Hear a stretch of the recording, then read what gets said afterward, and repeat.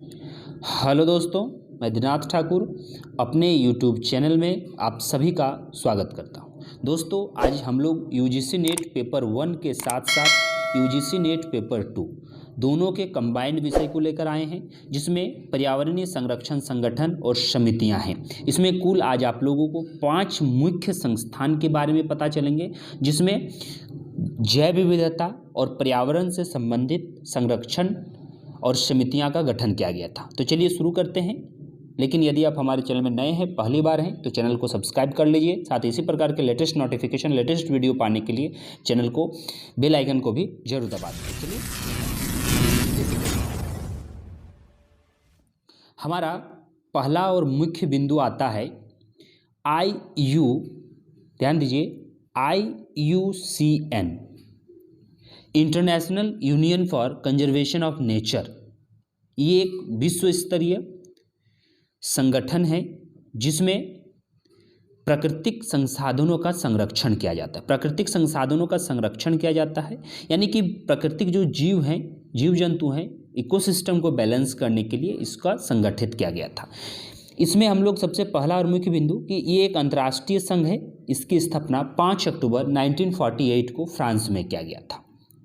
ये डेट याद रखना है, इसी से क्वेश्चन बनते हैं। 5 अक्टूबर 1948 को इसका मुख्यालय हमारा स्विट्जरलैंड के शहर ग्लैंड में है। और यहाँ संयुक्त राष्ट्र संघ तथा अन्य सरकारी एजेंसियों के लिए वन्य जीव कोष के लिए कार्यों को समन्वित और स्थापित करने का वैज्ञानिक तरीके से काम होता है, वैज्ञानिक तरीके से बढ़ावा होता है।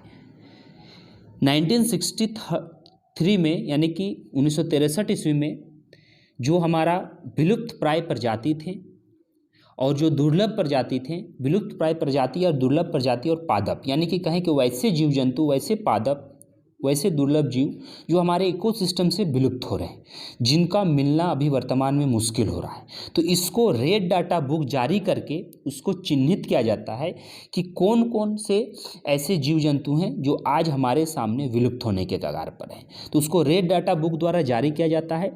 और जारी करने के बाद इसमें जो संकटापन्न जीव होते हैं, जो एकदम विलुप्त की अवस्था में है, उसको गुलाबी पृष्ठ से दर्शाया जाता है। ध्यान दीजिए यहाँ पर कि जो संकटापन्न जीव हैं, जिसके साथ समस्याएं हैं, जिनको मिलना मुश्किल है, तो उसको गुलाबी पृष्ठ में हमारा दर्शाया जाता है रेड डाटा बुक में।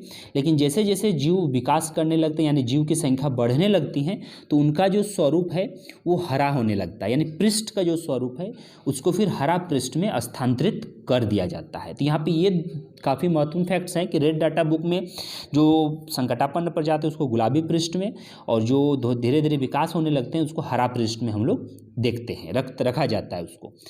उसके आगे है IUCN, संयुक्त राष्ट्र महासंघ का पर्यवेक्षक दर्जा प्राप्त एकमात्र अंतर्राष्ट्रीय संगठन है जो पर्यावरण और जैव विविधता से संबंधित मुद्दे को देखता है।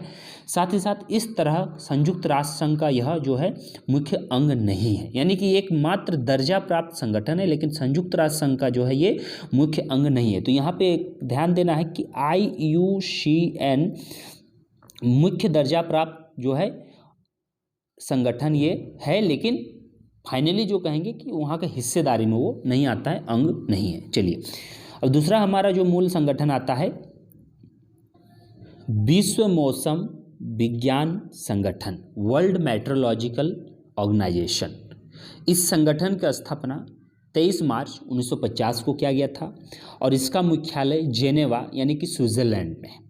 इस संगठन का जो उद्देश्य होता है वह है वायुमंडल की दशा और व्यवहार का अध्ययन करना है। ध्यान दीजिए कि वायुमंडल की दशा और व्यवहार का अध्ययन करना है कि किस प्रकार ग्लोबल आपका भूमंडलीकरण हो रहा है, या फिर कहें कि यहाँ पर क्लाइमेट चेंज दिखाई देता है, ग्रीन हाउस इफेक्ट हो रहा है, जलवायु परिवर्तन हम जिसको कहते हैं क्लाइमेट चेंज को। तो इन सभी चीज़ों का यहाँ पर अध्ययन किया जाता है, इसके बारे में व्यवहार किया जाता है और वायुमंडल के कंडीशन के बारे में अध्ययन किया जाता है। इसका वर्तमान में महासचिव विश्व मौसम विज्ञान संगठन के पैट्रिक टलास और अध्यक्ष डेविड ग्रिम्स महोदय हैं। तो इसको भी आप लोग अच्छे ढंग से याद कर लीजिए। उसके बाद तीसरा हमारा आता है विश्व वन्य जीव कोष। विश्व वन्य जीव कोष यानी कि वर्ल्ड वाइल्ड लाइफ फंड। ध्यान दीजिए, वाइल्ड लाइफ फंड यानी कि विश्व वन्य जीव कोष, तो इसके नाम से ही हमें पहले ये पता चलता है कि यह एक IUCN का सहायक संगठन, यहाँ पे ध्यान दीजिए, यह जो है एक IUCN जो हमारा संगठन है उसका सहायक संगठन है। कौन? तो वर्ल्ड वाइल्ड लाइफ फंड। ठीक है, एक सहायक संगठन है, यानी कि कहें कि एक यह गैर सरकारी संगठन है। ठीक, एक यह गैर सरकारी संगठन है जिसकी स्थापना 29 अप्रैल 1961 को किया गया। ध्यान दीजिएगा, 1961, 29 अप्रैल 1961 को। साथ ही साथ इसका मुख्यालय स्विट्जरलैंड ग्लैंड में है। लेकिन यह विश्व का सबसे बड़ा, यहाँ पे आपको पॉइंट ध्यान देना है, विश्व का सबसे बड़ा स्वतंत्र संरक्षण संगठन जो पर्यावरण के संरक्षण, शोध और पुनर्स्थापना के लिए कार्य करता है। पर्यावरण के संरक्षण शोध यानी कि किस प्रकार उसको हम कंजर्वेशन करें, उसके लिए रिसर्च होता है। साथ ही साथ उसको पुनर्रक्षण के लिए आगे हमारा किस प्रकार काम आएगा उसके लिए भी ये कार्य करता है। और इसका जो मुख्य स्लोगन है कि किस आधार पर ये काम करता है, वो स्लोगन है, क्या स्लोगन है? For a living planets, for a living planets इसका मुख्य स्लोगन है। और इसका संकेत विलुप्त प्राय जॉइंट पांडा, एक जीव है, उसका ये संकेत है, विलुप्त प्राय जॉइंट पांडा।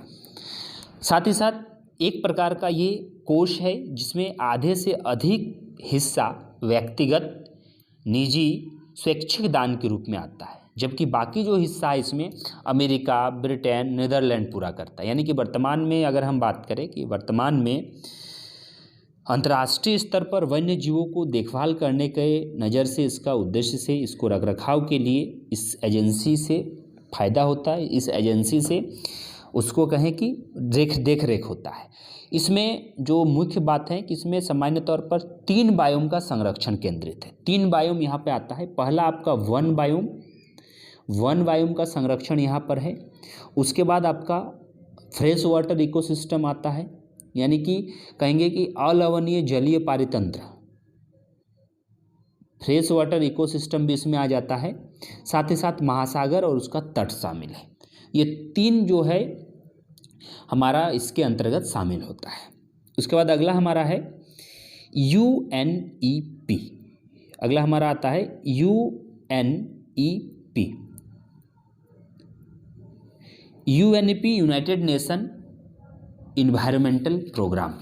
ठीक है, यूनाइटेड नेशन इन्वायरमेंटल प्रोग्राम, संयुक्त राष्ट्र पर्यावरण कार्यक्रम।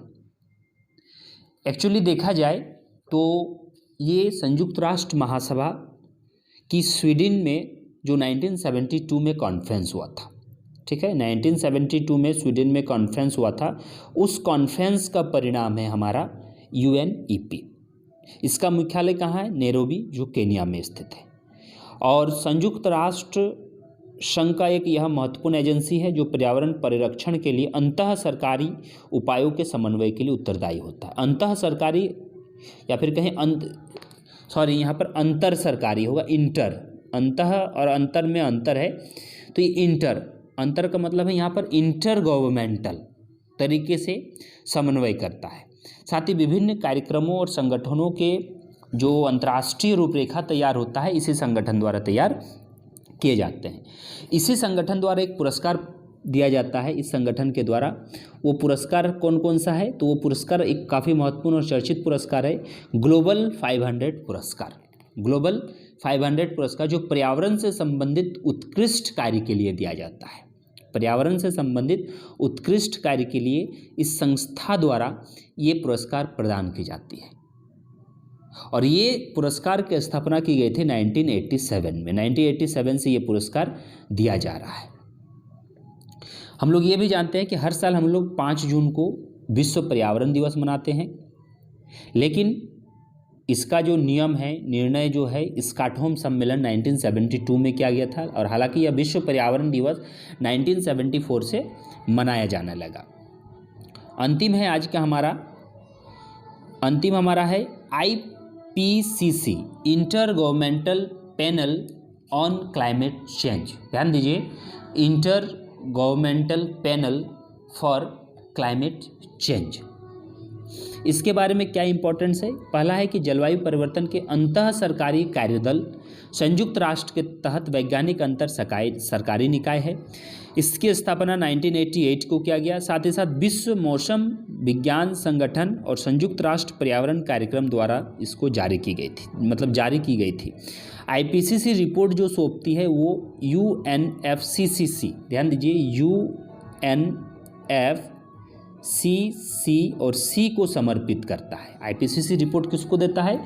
तो IPCC रिपोर्ट देता है United nation framework convention on climate change, इसको रिपोर्ट सौंपता है। और ये क्या है? ये है हमारा एक जलवायु परिवर्तन का अंतर्राष्ट्रीय संधि। तो इसमें काफ़ी इम्पोर्टेंस है जो हमारे इकोसिस्टम और जीव जंतु के संरक्षण से संबंधित। तो आगे हम पुनः इसी प्रकार के वीडियो लेकर आएंगे आप लोगों के लिए। और साथ ही साथ आप हमें कमेंट कर सकते हैं और कमेंट करके बता सकते हैं कि आपको भूगोल से संबंधित किस प्रकार की टॉपिक पर वीडियो चाहिए। तो चलिए दोस्तों, पुनः मिलते हैं एक अगले वीडियो में। धन्यवाद।